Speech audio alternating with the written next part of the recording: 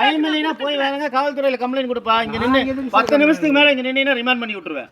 பாக்குறியா? நான் என்ன சார் பண்ணேன்? என்ன பண்ண கொடுக்குற வேலை தான். அப்படி எல்லாம் கிடையாது. வந்து கேட்டா இல்லைன்னா போயிட்டே இருக்கணும்.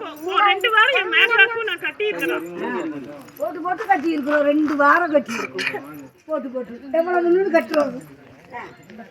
1 வாரம் கட்டலன்னா வீட்டுக்கு வந்துடுறது.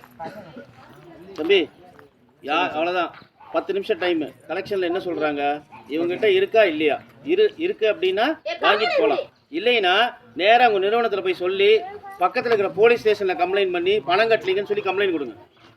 இங்கே நின்று மன உளைச்சல் பண்ணாலோ வற்புறுத்தி வந்து பணம் வாங்கினீங்கன்னா சட்ட மசோதா ஏற்றிருக்காங்களா இல்லையா? வற்புறுத்தினா என்ன ஆகும்? நாளைக்கு அவங்களுக்கு ஏதோ ஆச்சுன்னா நீ தான் பதில் சொல்லணும்.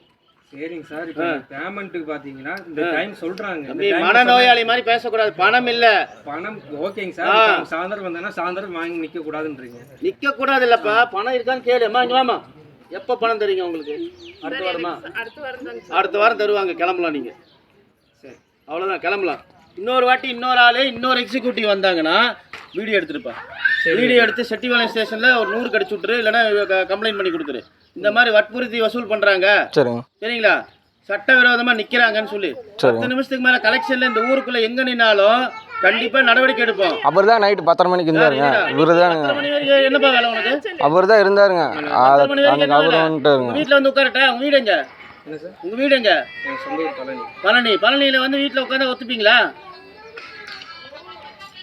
ஹலோ ஹலோ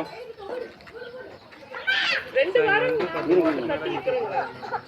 நீங்க போட்டெல்லாம் கட்டாதீங்க. முதல்ல உங்களுக்கு கட்டுங்க. நீங்க போட்டு கட்டுறீங்க. போட்டு கட்டலனாலும் போக மாட்டேன்னு இங்க வந்து இவங்க போக மாட்டலனா வீட்டுக்குள்ள உள்ள உட்கார வைங்க. இருக்கிற காசு பிள்ளைகளுக்கு பால் வாங்குற காசெல்லாம் போட்டு கட்டிடுறோம். இவங்க கொடுத்துறாங்க. முதல்ல பிள்ளைகளுக்கு பால் கொடுங்க. சாப்பாட்டுக்கு காசு இல்ல. அப்படி எல்லாம் உட்கார்ந்தாங்கன்னா புடிச்சு ஜெயில போட்டுறலாம். குடியே உட்கார்ந்து பாக்கட்டும். படிக்கிற பிள்ளை எல்லாம் கூட்டிக்கிட்டு குழந்தைக்கு பால் கொடுத்துட்டு கொண்டு தான் வந்து கதவை தட்டிட்டு இருங்கன்னு சொன்னா கேட்க மாட்டேங்கிறாங்க.